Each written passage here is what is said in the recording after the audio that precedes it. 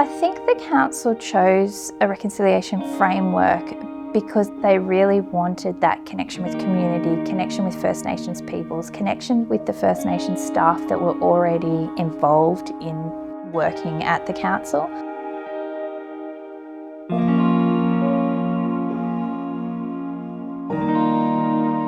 The reconciliation framework is about bringing people together and holding people to account, which really is kind of the essence of reconciliation. It's about non-Indigenous people and Indigenous people working together to bring about change. And as a working group, we really sought to say, what are the principles and what are the objectives that we are going to design and co-design this journey?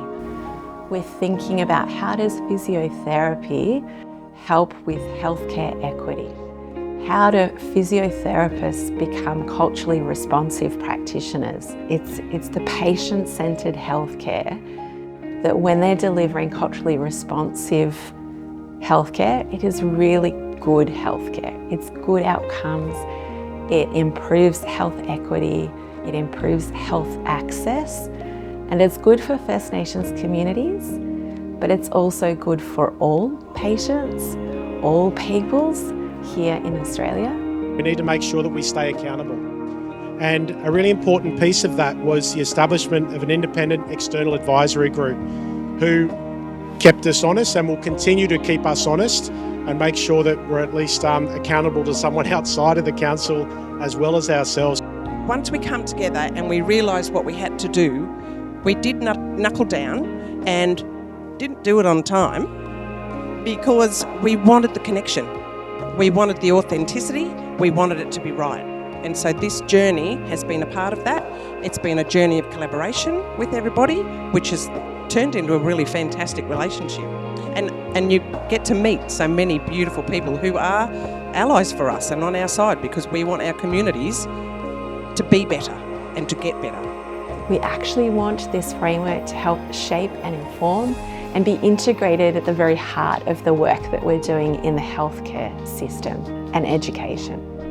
What's important with reconciliation, it's not just one person doing all the work, or it's not just siloed into one area of work. It needs to be a whole organisation approach.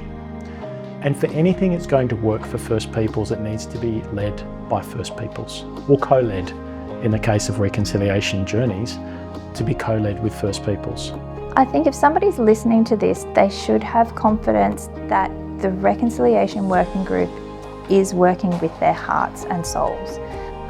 Definitely brains and sweat as well, because we need that to make things work. But the reason everybody's in the room when they're in the room is because they want to be there and they want to see that benefit to community, and they want to see the council grow in their reconciliation journey so they can be better in their profession, whatever it is. It's about the heart and soul, and so you can be confident that everybody's doing it for the right reasons and there is an authenticity. And when it comes to building this reconciliation journey, we don't want it to just be a piece of paper that sits on a shelf that people read once a year when we talk about reconciliation.